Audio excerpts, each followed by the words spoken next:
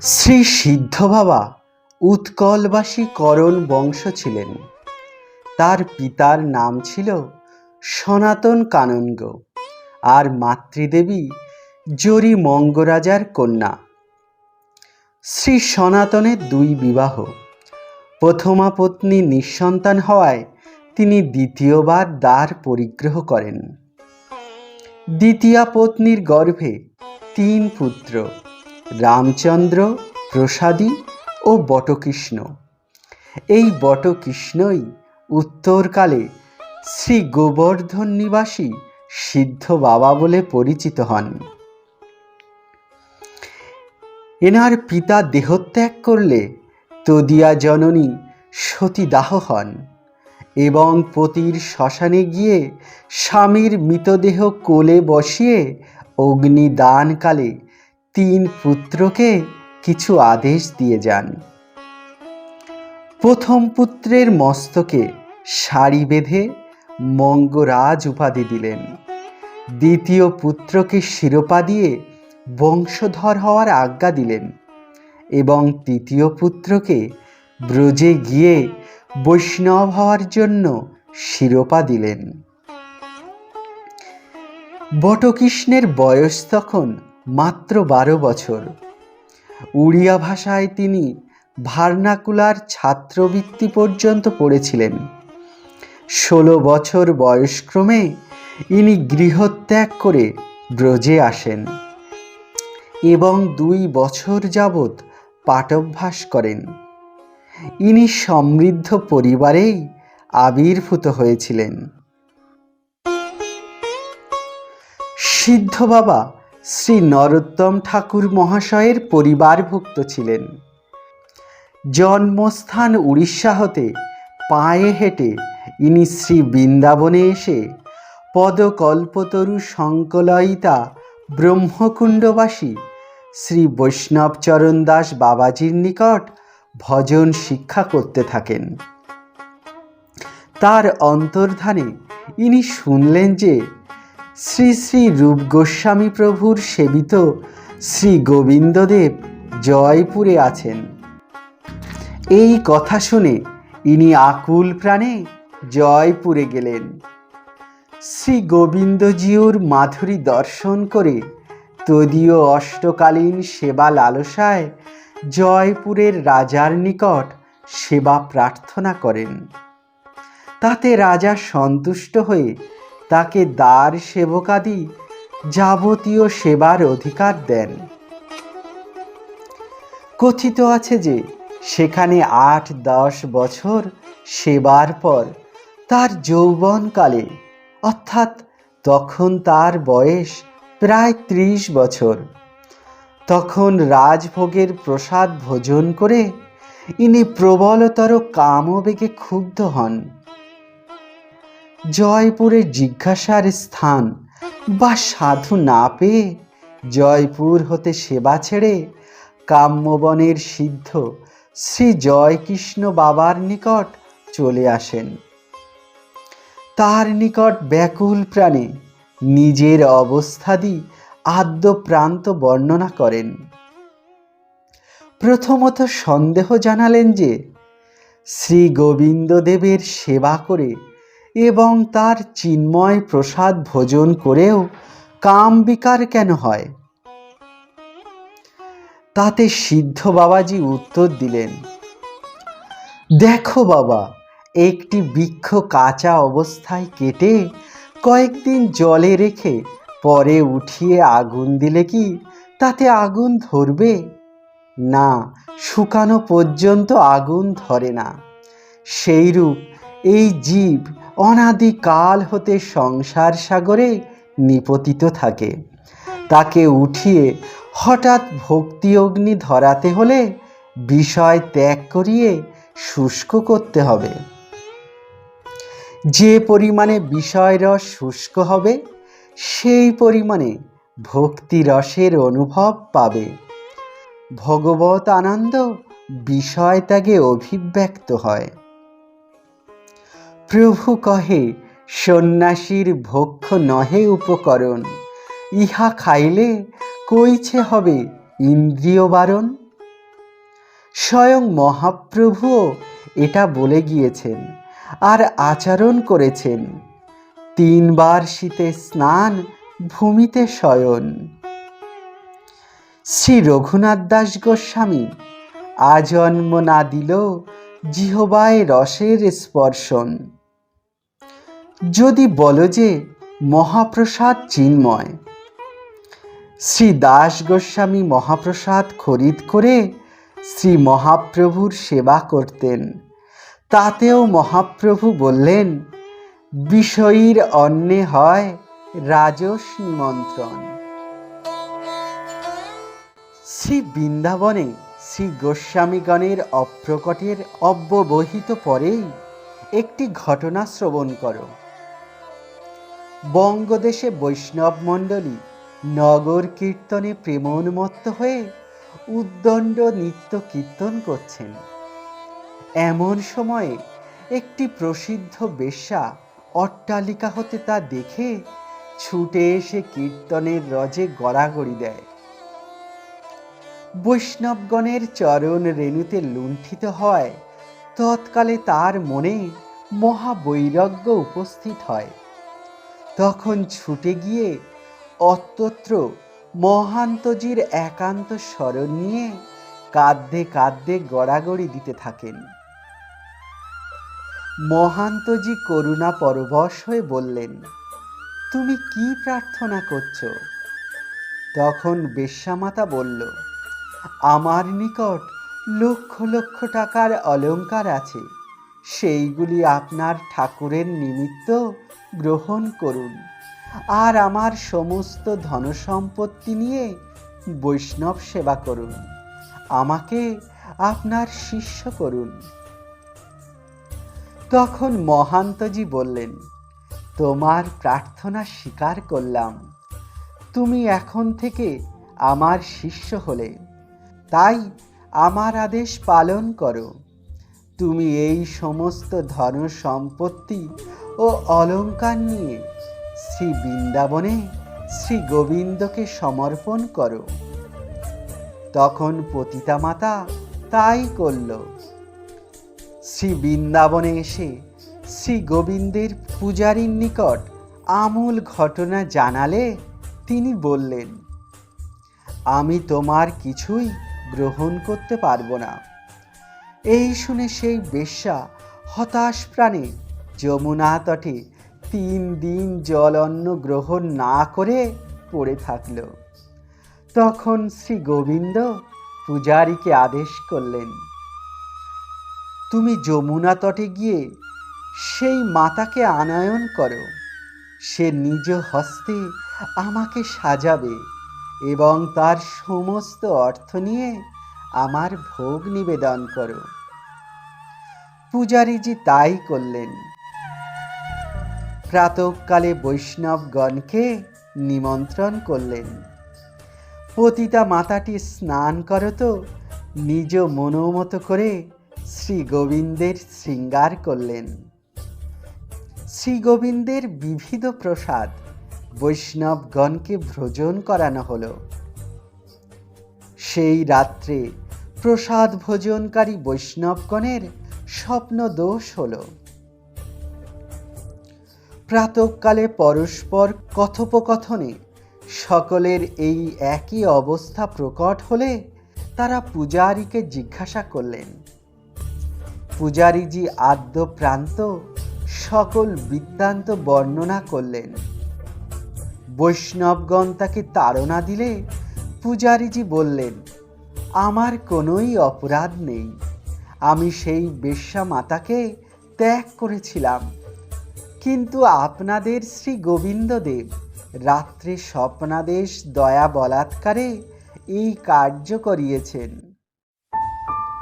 এই কথা শুনে বৈষ্ণবগণ স্ব ভজন কুঠিরে গিয়ে কপাট রুদ্ধ করত 3 দিন পড়ে রইলেন। 3য় দিনের রাত্রি শেষে শ্রী গোবিন্দজি সকলকে বললেন, তোমরা কেন আমার প্রতি ক্রোধ করে আত্মহত্যা করছো? বৈষ্ণবগণ বললেন, তুমি কি এই জন্যেই আমাদেরকে সর্বস্ব ত্যাগ করিয়ে স্বচরণে এতদিন রেখেছ। এই বেশ্যার অন্ন খাইয়ে আমাদের ধর্ম নাশ করার জন্য। আত্মহত্যা না করে আর কি করব? তখন শ্রী গোবিন্দদেব বললেন, আমি কখন তোমাদেরকে বেশ্যার অন্ন খেতে বললাম? না, শতবার নিষেধ করেছি। ভালো না খাইবে আর ভালো না পড়িবে। আমি সকল খেতে পারি, তোমাদেরকে তো খেতে বলিনি। তখন বৈষ্ণবেরা বললেন, সম্মুখে মহাপ্রসাদ ধরলে না খেয়ে কি করতে হবে? তদুত্তরে শ্রী গোবিন্দদেব বললেন, একটি ভবিষ্যৎ ঘটনা শ্রবণ করো।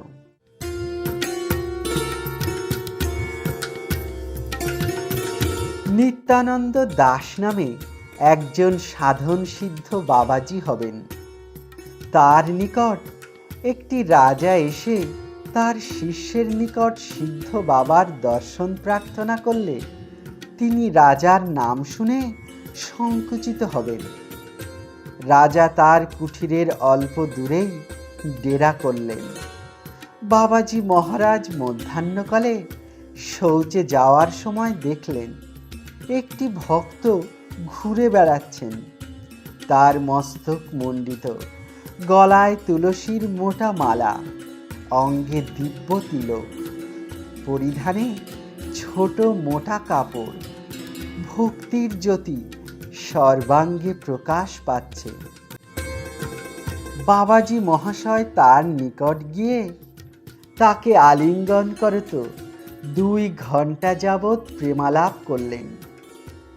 শেষকালে ভক্তবেশী সেই রাজা বললেন, আমার প্রতি যদি আপনি এতই কৃপা করলেন তবে আমার মদন গোপালের প্রসাদ অঙ্গীকার করুন। বাবাজি মহাশয় বললেন, এই সৌভাগ্য কি আমি করেছি? মনে তো হয় না, তবে আপনার কৃপায় সব অসম্ভব সম্ভব হতে পারে। রাজা পরদিন বিচিত্র ভোগ লাগিয়ে বাবাজি মহাশয়ের কুঠিরের সম্মুখে প্রসাদ নেওয়ার জন্য ঘেরা করে একটি চালি বাঁধলেন।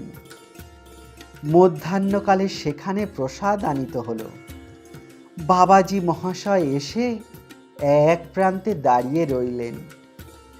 সমস্ত প্রসাদ উপস্থিত হলে বাবাজি মহারাজ সেই প্রসাদকে 7 বার পরিক্রমা করে অনেক দণ্ডবত প্রণাম করলেন। তদনন্তর প্রসাদের উপরিস্থিত একটি তুলসী মঞ্জরীর সহিত 1 কণিকা উঠিয়ে সর্ববিধ প্রসাদের স্পর্শপূর্বক নিজ ভজন কুঠিরে গমন করে তা ভক্ষণ করে নিজ ভজন করতে লাগলেন। এদিকে রাজা বাইরে দাঁড়িয়ে ধ্যান করছেন। সেবক এসে বলল যে বাবাজি মহারাজ 1 কণিকা প্রসাদ নিয়ে ভজন কুঠিরে চলে গিয়েছেন। এ কথা শ্রবণে রাজা বললেন, তোমাদের চোখ নেই, আমি দেখেছি তিনি সমস্ত প্রসাদ পেয়েছেন। তার হস্ত স্পর্শে প্রসাদ যেমন ছিল পুনর্বার তেমন রয়েছে। শুনলে তো, একেই প্রসাদ গ্রহণ বলে। তোমরা কত কত মহাজনের সঙ্গ করেছ, তথাপি কি এই শিক্ষা লাভ করনি? অবশ্যই করেছ। তথাপি এইরূপ ভ্রমের কারণ আমি। তোমাদের কোনোই দোষ নেই।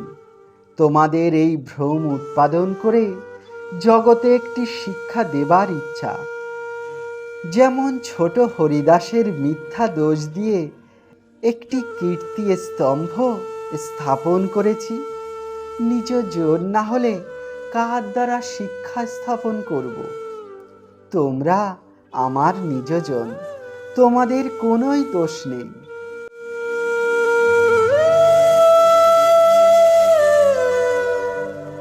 শ্রী কৃষ্ণদাসজি কাম্যবনের সিদ্ধ বাবার মুখে এই সব উপদেশ পেয়ে দোমন বনে এসে ভজনে প্রবৃত্ত হলেন। নন্দগ্রামে চুন অর্থাৎ আটা ভিক্ষা করতেন, তাই কখনো গুলে খেতেন, কখনো বা আঙ্গা করে খেতেন, তার মধ্যে কিছু কিছু নিম পাতা দিতেন। ক্রমে ক্রমে শরীর দুর্বল হয়ে আসলো, চক্ষু দৃষ্টিহীন হলো, আর ভিক্ষায় যেতে পারেন না। কুণ্ডের জল পান করে কয়েকদিন গেল, অবশেষে জলও আনবার শক্তি গেল। 2-3 দিন জলও বন্ধ হওয়ার পরে শ্রী শ্রী রাধারানীর হৃদয় করুণায় গলে গেল। তিনি শ্রী ললিতার করে ধরে বললেন, তুমি আমার নামে কলঙ্ক দেবে কি? এখনো কৃষ্ণ দাসকে কৃপা করছো না? এই নাও প্রসাদের থালি, নিয়ে শীঘ্রই তাকে ভোজন করাও। তখন ললিতাজি সেই প্রসাদের থালি নিয়ে দমন বনে এসে শ্রীকৃষ্ণদাসজির নিকট উপস্থিত হলেন এবং বললেন, এ বাবাজি, এ প্রসাদ पाइले, मेरे मैया तेरे दुख देख करके मेरे हाथ में प्रसाद भेज दिए पाइले।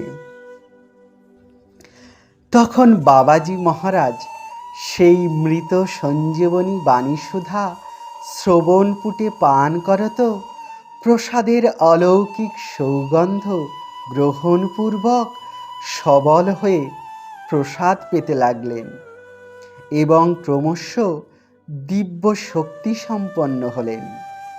পাত্রটি সেই স্থানে রজে মেজে দিলেন। তখন সেই ব্রজবালা বেশধারী শ্রী ললিতাজি বললেন, রে বাবাজি, তু মামবেকু না যাই কেউ। তখন বাবাজি বললেন, आँख में तो देख ही नहीं, कैसे जाएंगे? তখন বালিকা বললেন, आँख में देखने से तो जाएंगे। বাবাজি বললেন, क्यों ना जाएंगे? তখন আবার বালিকা বেশী ললিতাজি বললেন, मेरो मैया एक आंजन दिए, मैं तेरे आँख में लगाई देंगे, घंटा भर तू आँख मूंद के रहना, तब आँख अच्छा हो जाएंगे। এই বলে বাবাজি মহাশয়ের দক্ষিণ চক্ষুতে কি জানি এক বস্তু লাগিয়ে দিয়ে বাম চক্ষু স্পর্শ করা মাত্রই বাবাজি মহাশয় চক্ষু উন্মীলন করলেন, কিন্তু সেই বালিকা বা থালি কিছুই দেখতে পেলেন না, কিন্তু এক অলৌকিক সৌগন্ধ পাচ্ছিলেন।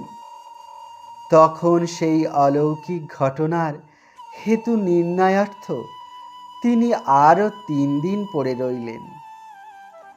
তৃতীয় দিবসের রাত্রিতে তন্দ্রাবেশে তিনি দেখলেন কোটি বিদ্যুৎ বিমূর্তি কান্তি এক দেবী বলছেন, তুমি কেন এত বেদনা পাচ্ছ? আরও কি তোমার ভয় আছে? আমি তোমার, তুমি আমার। মদ ভিন্না ললিতার ললিত করে তোমার চক্ষুদান হয়েছে, সেই সঙ্গে তুমি আমার সর্বশক্তি কি লাভ করনি?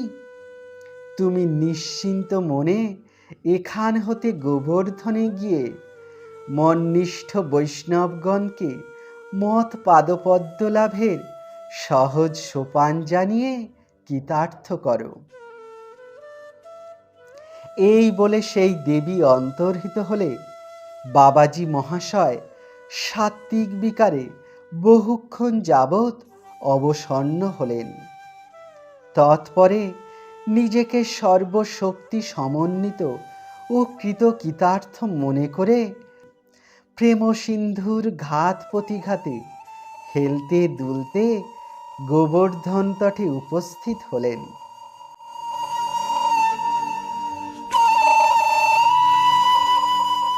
শ্রী কৃষ্ণদাসজি যখন শ্রী গোবর্ধনের চাকলেশ্বরে আসলেন, সেই সময় শ্রী রাধাকুণ্ডে ও শ্রী গোবর্ধনে বহু প্রাচীন ভজনপরায়ণ বৈরাগ্যবান ও পণ্ডিত বৈষ্ণব ছিলেন। কথিত আছে, গোস্বামী গ্রন্থসমূহ সংস্কৃতে এবং নিজেরও সংস্কৃত ভাষায় বিশেষ অধিকার না থাকায় শ্রীকৃষ্ণদাসজির চিত্তে খেদ উপস্থিত হয়। তিনি তখন সেখানে কোনো বৃদ্ধ বৈষ্ণবের নিকট শ্রী হরিনামামৃত ব্যাকরণ অধ্যয়ন করতে লাগলেন। তখন বিষম সমস্যা দেখা দিল। অধ্যয়নে ভজন বিঘ্ন এবং ভজনে অধ্যয়ন বিঘ্ন দেখে তিনি অতিশয় দুঃখিত হলেন।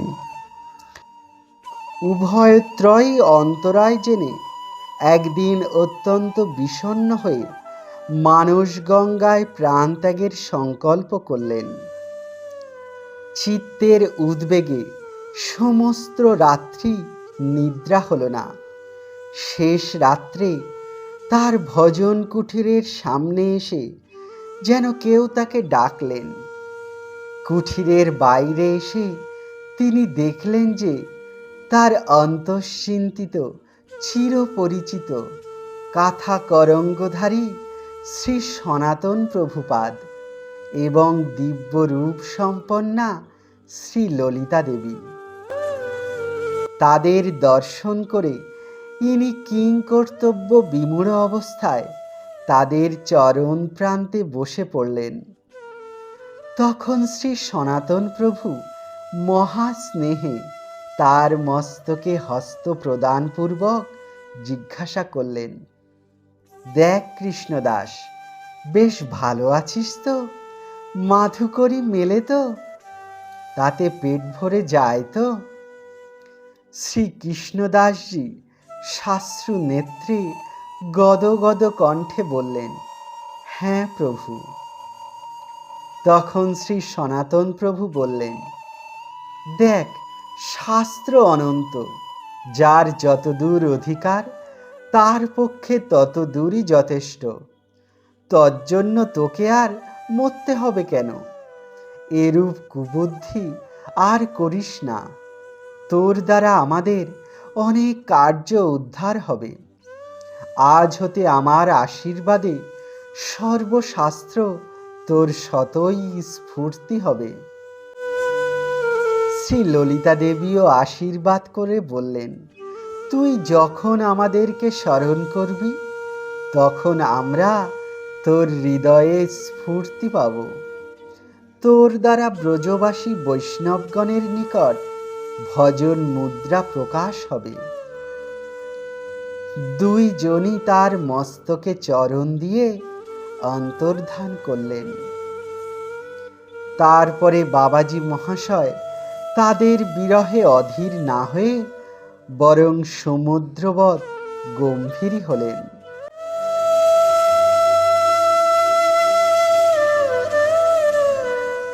প্রবাদ আছে, একবার দক্ষিণ দেশীয় এক তৈলঙ্গ দিগ্বিজয়ী পণ্ডিত শ্রী বৃন্দাবনে আসেন। শ্রী বৃন্দাবনে তার সমকক্ষ কোনো পণ্ডিত না পেলে সকলেই তাকে শ্রী শ্রী রাধাকুণ্ডে ও শ্রী গোবর্ধনে যেতে বললেন। দিগ্বিজয়ী মথুরা হতে প্রথমত শ্রী গোবর্ধনের সিদ্ধ বাবার নিকট উপস্থিত হলেন। ভজনের বিঘ্ন হবে মনে করে প্রথমত সিদ্ধ বাবা তাকে নানাবিধ ছলবাক্যে তাড়াতে চেষ্টা করলেন, কিন্তু পণ্ডিত কিছুতেই সেখান হতে অন্যত্র যেতে ইচ্ছা করলেন না এবং দুঃখের সাথে বললেন, আমি বৃন্দাবনে বহু পণ্ডিত আছেন জেনে আলাপ করতে এসেছিলাম, কিন্তু দেখলাম যে সেখানে এমন একজন পণ্ডিতও নেই যিনি শুদ্ধভাবে শ্রুতি উচ্চারণ করতে পারেন। সিদ্ধ বাবা বললেন, হ্যাঁ, আপনাদের মতো বেদপরায়ণ পণ্ডিত এদেশে বিরল। আপনি কৃপা করে যদি সামবেদের একটি মন্ত্র পাঠ করে শোনান তবে বড়ই কৃতার্থ হব। এই শুনে দিগ্বিজয়ী অতি সুললিত স্বরে শ্রুতিমন্ত্র পাঠ করলেন। তখন সিদ্ধ বাবা সেই মন্ত্রের স্বরের 3 স্থলে দোষ ধরলেন। পণ্ডিত বললেন, এ অপেক্ষা শুদ্ধ স্বরে কেউ উচ্চারণ করতে পারে এরূপ কোনো পণ্ডিত ভারতে আছে বলে আমি জানি না। যদি আপনার সামর্থ্য থাকে আপনি শুদ্ধভাবে উচ্চারণ করুন না দেখি, আমি শুনি। তখন শ্রী কৃষ্ণদাসজি শুদ্ধ স্বরে তা পাঠ করে শোনালে দিগ্বিজয়ী তাকে সাষ্টাঙ্গ দণ্ডবৎ প্রণতিপূর্বক বললেন, আপনার বিদ্যা জাগতিক নয়, আপনার সঙ্গে কক্ষা করতে পারে জগতে কেউ নেই। এই বলে পণ্ডিত অন্য কারো সাথে আর সাক্ষাৎ না করে স্বদেশে প্রস্থান করলেন।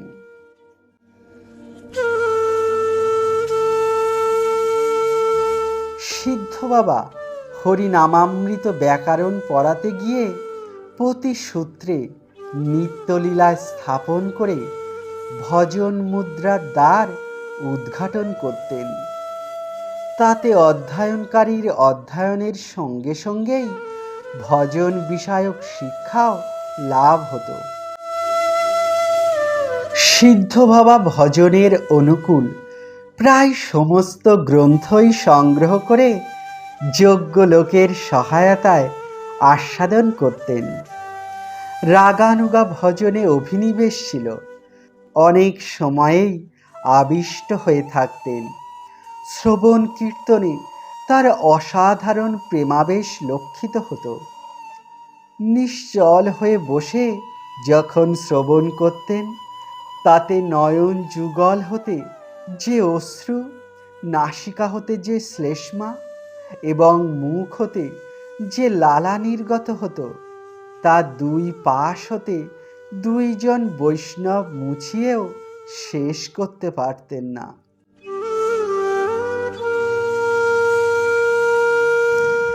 শ্রী ব্রজমণ্ডলের প্রায় সকল বৈষ্ণবই তার নিকট এসে ভজন বিষয়ক জিজ্ঞাসা করতেন। বাবাজি মহাশয় নিজে ভজনাবিষ্ট থাকলেও কেউ কিছু জানতে আসলে সযত্নে তাকে শিক্ষা দিতেন। এই সময়ে শ্রী রাধাকুণ্ডু সমীপে ভানুখরে শ্রী কৃষ্ণদাস বাবাজি নামে জনৈক বৈষ্ণব মহাত্মা ভজন করতেন। একদিন তার দর্শনে সিদ্ধ বাবার ইচ্ছা হলো। নিজ অনুগত বৈষ্ণবগণকে বললেন, প্রায় সকল বৈষ্ণবই তো আমাকে কৃপা করেন, ইনি কেন এখনো আসেন না? আশঙ্কা হয় কোনো অপরাধ তো হয়নি। এই কৃষ্ণদাস বাবাজি মহাশয় কখনো মানস গঙ্গায় স্নান করতে আসেন কি? বৈষ্ণবগণ বললেন, হ্যাঁ, মাঝে মাঝে আসেন। তাদেরকে সিদ্ধ বাবা বললেন, যদি কখনো তার দেখা পাও তবে অবশ্যই আমার কাছে নিয়ে আসবে। অপর একদিন শ্রী কৃষ্ণদাস বাবাজি মহাশয় মানস গঙ্গায় স্নান করতে এসে সিদ্ধ বাবার আগ্রহের কথা জেনে তাকে দর্শন করতে আসলেন। বৈষ্ণবোচিত প্রণয় সম্ভাষণের পর সিদ্ধ বাবা জিজ্ঞাসা করলেন, মিত্র, আপনি মাঝে মাঝে মানস গঙ্গায় স্নান করতে আসেন, আপনার চরণে কোনো অপরাধ করি নাই তো? শ্রী কৃষ্ণদাস বাবাজি মহাশয় বললেন, না না, আপনার আবার অপরাধ কি? যাদের ভজন আটকায়, আপনার ভজনের বিঘ্ন হলেও তারাই সাধারণত আপনার নিকট আসে। আপনার কৃপায় আমার এখনো কিছু আটকায়নি, তাই আপনাকে উদ্বেগ দিতে আসি না। এতে সিদ্ধ বাবা সন্তুষ্ট হলেন।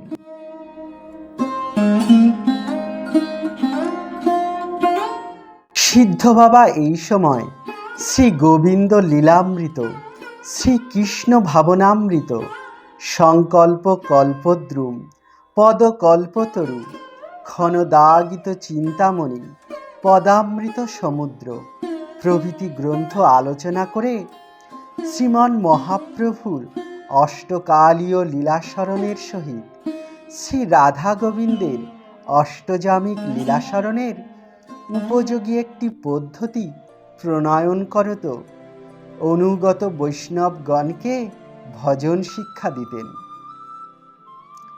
যারা তার নিকট ভজন শিক্ষা করতেন, প্রতি রাত্রিতে তাদের সকলকে একত্র করে কে কিরূপ ভজন করছেন তা শুনতেন এবং ভুলভ্রান্তি সংশোধন করে দিতেন। একদিন জনৈক বৈষ্ণব মহাত্মা কিছু না বলে কেবলই কেঁদে চললেন। বাবাজি মহাশয় তাকে উৎসাহ ও সান্ত্বনা দিয়ে ক্রন্দনের কারণ জিজ্ঞাসা করলেন। তিনি বললেন, আজ আমি কিছুই ভজন করতে পারিনি। প্রাতে শ্রী প্রাণেশ্বরীর দক্ষিণ হস্তে অলঙ্কার পরাতে গিয়ে শ্রীহস্তের যে শোভা মনে লেগে গেল, আমি সমস্ত দিনও সেখান হতে মন সরাতে পারিনি। সিদ্ধ বাবা তাকে উৎসাহ দিয়ে বললেন, তোমারই যথার্থ ভজন হয়েছে আজ। এই ভজন পদ্ধতি পরে গুটিকা নামে প্রসিদ্ধ হয়। তার অনুগত দ্বিতীয় সিদ্ধ কৃষ্ণদাসজি এই গুটিকা বহুল পরিমাণে লিখে বৈষ্ণব সমাজে বিতরণ করেন। এতদ্ব্যতীত ইনি প্রার্থনামৃত তরঙ্গিনী, ভাবনাসার সংগ্রহ পদ্ধতি, সাধনামৃত চন্দ্রিকা প্রভৃতিও রচনা করেছিলেন। প্রথম সিদ্ধ বাবাই এদের প্রচার প্রসার করেছিলেন। কথিত আছে, সিদ্ধ বাবা মানস গঙ্গায় ডুব দিয়ে কয়েকদিন পরে কতকগুলি গ্রন্থ বুকে নিয়ে ভেসে উঠতেন। জলমধ্য হতে জলস্পর্শ শূন্য শ্রী গ্রন্থগুলি শ্রীপাদ বিশ্বনাথ চক্রবর্তী মহাশয়ের স্বহস্তে লিখিত। প্রসিদ্ধ আছে যে শ্রী চক্রবর্তীপাদ যখন গ্রন্থ লিখতেন, তখন আবরণ রহিত স্থানেও বর্ষায় চতুর্দিক প্লাবিত হলেও তার গ্রন্থে বা শরীরে জলবিন্দু স্পর্শ করত না। সিদ্ধ বাবা যাদেরকে ভজন উপদেশ দিয়েছিলেন, তারাও সকলেই প্রায় সিদ্ধ হয়েছিলেন। গোবর্ধনের দ্বিতীয় শ্রী কৃষ্ণদাস, মদনমোহন ঠোরের শ্রী নিত্যানন্দ দাস, ঝাড়ুমণ্ডলের শ্রী বলরাম দাস, সূর্যকুণ্ডের মধুসূদন দাস, কালনার শ্রী ভগবান দাস, লালাবাবু প্রভৃতি সমধিক প্রসিদ্ধ।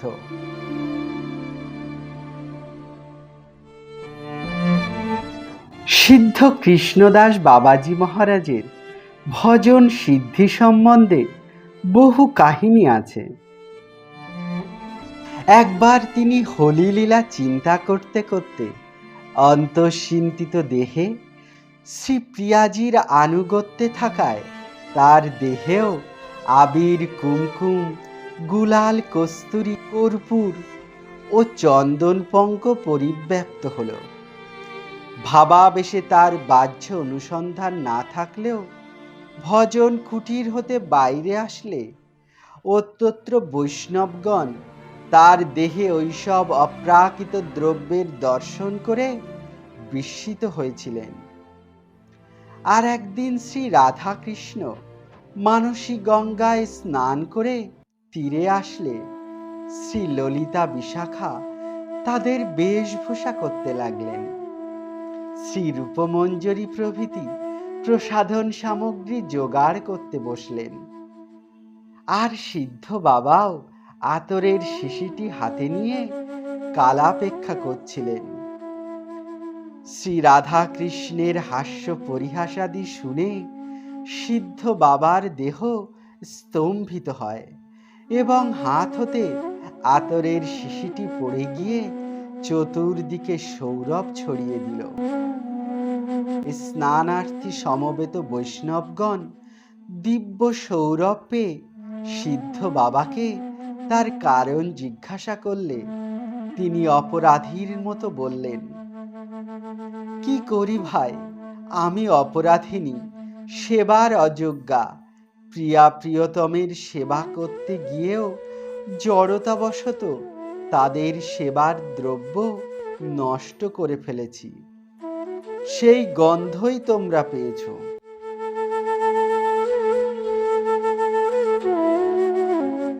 আর একদিন সিদ্ধ বাবা করোয়া হাতে মানসী গঙ্গায় স্নান করতে গিয়ে শ্রী শ্রী যুগল কিশোরকে দর্শন করত আবিষ্ট হয়ে অগাধ জলে পড়ে গেলেন। সেই সময় সেখানে অন্য কেউ ছিলেন না। এদিকে সেবকগণ তাকে না দেখে ইতস্তত অনুসন্ধান করেও কোথাও কিছু পেলেন না। এইভাবে 7 দিন পর তিনি আবার করোয়া হাতে মানসী গঙ্গা হতে তীরে উঠে আসলেন। এই ব্যাপার সেবকগণ তাকে জানালে তিনিও বিস্মিত হয়ে বললেন, এইমাত্র আমি স্নান করতে গিয়ে আসছি, এর মধ্যে কিভাবে 7 দিন অতিবাহিত হলো হে? তোমরা সব ভুল বলছো।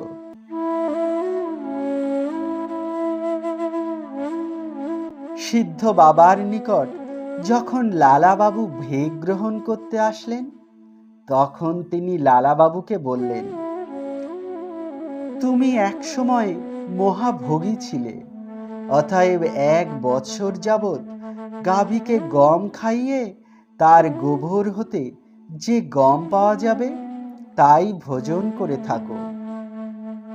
লালাবাবু সিদ্ধ বাবার এই আদেশ পালন করে কৃপা লাভ করেছিলেন।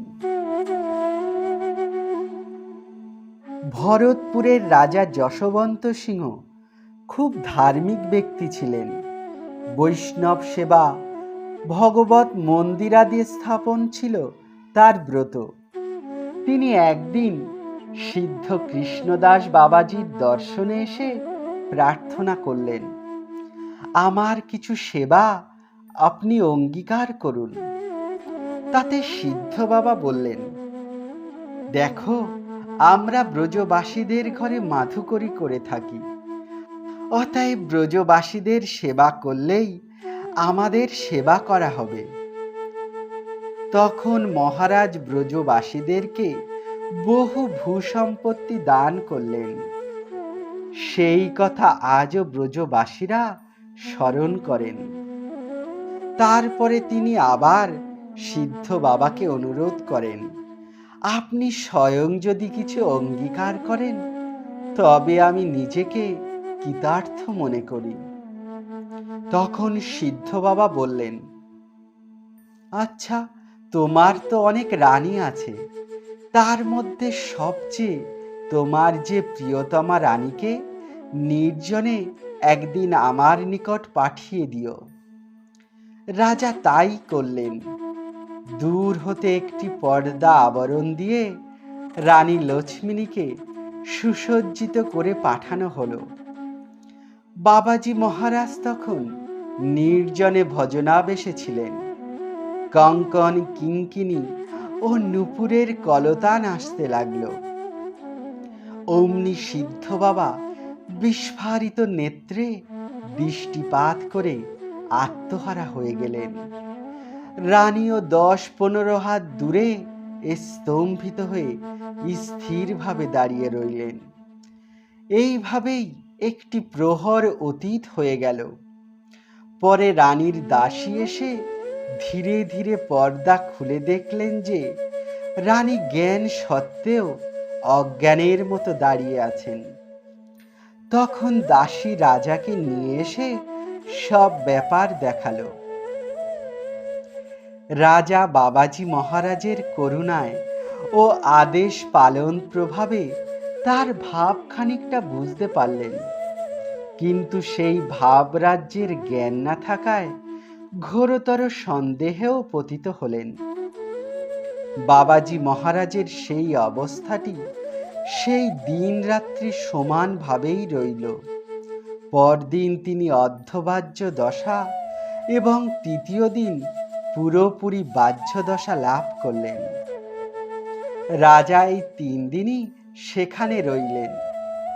তখন সিদ্ধ বাবা রাজাকে ডেকে তার মাথায় হাত দিয়ে আশীর্বাদ করলেন। তখন রাজা তার অন্তরের ভাব সব বুঝতে পারলেন। তিনি জানলেন যে বাবাজি মহারাজ সামান্য কঙ্কনের ধ্বনি শ্রবণ করেই আত্মেশ্বরীর কঙ্কন কিঙ্কিণীর ধ্বনির উদ্দীপনের স্ফূর্তিতে তার দর্শন লাভ করে 2 দিন আনন্দ সাগরে নিমজ্জিত ছিলেন। আর রানী লক্ষ্মিনী সেই দিন হতে পরম ভক্তিমতী হলেন। তারও কীর্তি অদ্যাবধি ব্রজের সর্বত্র প্রচারিত আছে।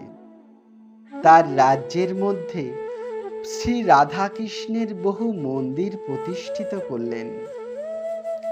তিনি একবার শ্রী রাধাকুণ্ডে এসে বৈষ্ণবগণের সেবায় বহু অর্থ দান করতে উদ্যোগ করলে বৈষ্ণবগণ বললেন, আমরা রাজন্য গ্রহণ করব না।